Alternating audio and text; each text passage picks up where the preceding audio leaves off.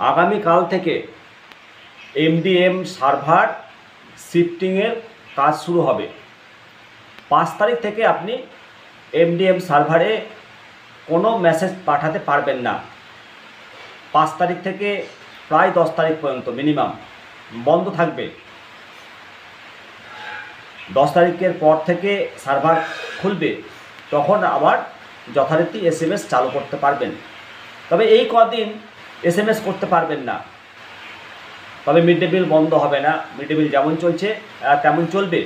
এর জন্য আপনি যতজন ছাত্রছাত্রী মিড ডে মিল টেকার ছিল তাদের নাম আপনার রেজিস্টারে লিখে রাখুন।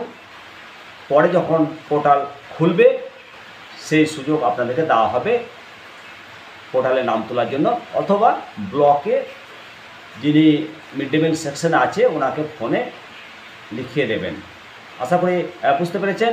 কমেন্ট বক্স খোলা আছে, কমেন্ট করবেন। ভালো থাকুন, নমস্কার।